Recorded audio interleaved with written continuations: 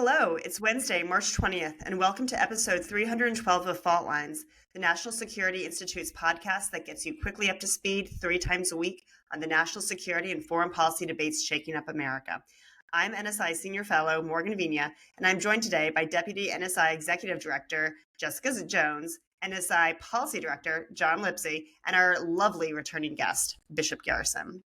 Today we are discussing Turkey's local elections scheduled for March 31st. These elections are critical to President Erdogan's political future.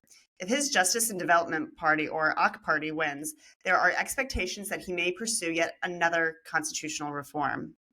Erdogan has led Turkey for the past 2 decades, first as prime minister and as president since 2014.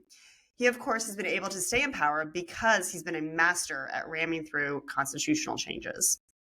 Now, when it comes to the local elections, Erdogan is actively campaigning to promote the AK Party's mayoral candidates to win the country's big cities. This is a notable development as the AK Party took a hit in 2019 when it lost Istanbul, Ankara, and Izmir. A win for the AKP in the local and provincial levels of government would also allow the party to control local grant construction permits, control zoning, and provide welfare services to party supporters and further solidify Erdogan's base. Now, in the lead up to the elections, Erdogan's rhetoric has gotten heated on the campaign trail, particularly when it comes to the Israel-Hamas war in Gaza. On Saturday, Erdogan said that he firmly backs Hamas, which notably is designated as a terror organization by the United States, Israel, UK, European Union, and many of our other friends and allies. He also compared Israeli Prime Minister Benjamin Netanyahu to Hitler. Turkey has also provided financial and logistical support to Hamas and has served as host to senior Hamas leadership. Jessica, turning to you first, what do you make of this and how concerning should this be for the United States? First, I love that we're talking about a local election. We talk a lot here about national elections. We track them throughout the year. But just like we know here in the U.S., local elections can tell us so much about the average voter, what they're thinking about popular support for national candidates, like how they turn out. And so I think it's really interesting what will happen and how we track it. And I say this as someone who doesn't vote locally, that this has shamed me into not taking my DC constituency seriously. And so I might actually get to the polls this year. So thank you for putting this before us. I think this is just this latest example. We've talked about it a lot on the show about Turkey's ability to, be one of these new middle powers, swing states, if we want to use an apt term for this episode, where they're really able to wield a more transactional foreign policy that they see to their advantage, that they can align with the U.S. and our allies and partners when they want to. They can get approval for F-16s. They can approve Sweden, and we can all cheer for these little triumphs. But but they can also not side with us. We can see, to your point about the comments about Hamas, and there's really no repercussions that we can wield on them or leverage that we have when it comes to some of these big issues. Hopefully, though, in the long run, it's hard to picture a NATO without Turkey, them seeing a security structure that's more to their benefit than the security that they receive from NATO. But as the world changes, that might be a topic for a future episode. Yeah.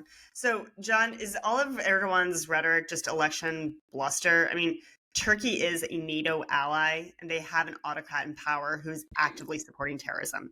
Make it make sense for us. Well, no, I think you described it accurately.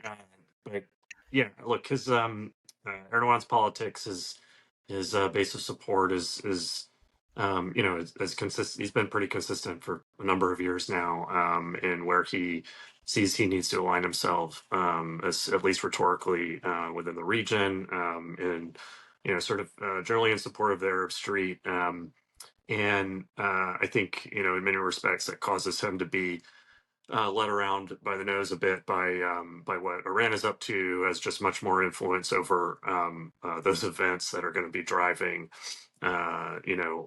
just general public concern, and so I think that's what we're seeing occur now. Obviously, he is in fact providing real safe haven to particularly like the financial arm of Hamas and the like. So real concerns there, but also there's going to be a bit of over the top on the rhetoric side that we've seen consistently, and I think will continue. I don't think that I do have concerns that Erdogan could, continue down the path of further authoritarianism, but I don't necessarily think that that portends dramatic change in Turkey's foreign policy or the relationship with the United States that Jessica, described well, the balancing act that Turkey plays there. I would be, I am concerned about as we think about trying to come to resolution over the war in Gaza and finding some sort of stability there. I do have concern that Turkey may find, Erdogan is just may find himself not able to really be constructive toward finding a solution there that maybe Arab states like Saudi Arabia and UAE would like to see, or where they might like to provide an on the ground, productive presence, even, or that's certainly what the U.S. administration hopes for. I think Erdogan's politics is going to make that is going to be a big fly in the ointment for finding a solution there. Yeah. So, Bishop, what is the Biden administration's role in this, and how should they be responding? Yeah, as you saw, my young intern ran in here, and he had really strong opinions about this. But I mean, look, They're working at early the this morning. yeah, right, yeah, he's working hard. He's working hard, driving crazy. At the end of the day, I think our colleagues here, Jessica and John, have already kind of hit the nail on the head on a lot of this stuff. The Biden administration needs to continue to ensure that America is a strong global leader. It has long been and has always been. We need Turkey to be a thoughtful, rational actor in all of this. As we said, it's already problematic that they are continuing to recognize the leadership class. They're continuing to kind of be, as I think John just said, a fly in the ointment a bit in a lot of these issues, particularly around Israel, Palestine. We're concerned about how their relationship with Russia is going to continue to grow. We know that Erdogan truly appreciates what he believes to be strong men. Similarly, we've seen some politicians here in the U.S. Kind of respond in the same way. So there's concerns there about how he sees Russia and Putin. We know that they slow rolled the push for Sweden to join NATO previously. They see that they have some leverage in these issues. So we have to continue to watch this. At the end of the day, all politics are local, and it's really interesting to see even that that issue, that idea, that axiom really resonate even on a global stage like this. We're talking about a set of local elections in Turkey that could really form and create a framework for, at least in the short to midterm, the future of geopolitical the geopolitical community. I mean, that is a big thing. So trying to get a handle on this and understanding how these elections may affect the country internally really will show us how it may affect our relationships 5, 10, 15 years from now. We should have some concerns, and we should be ready to continue to analyze the situation and watch it closely.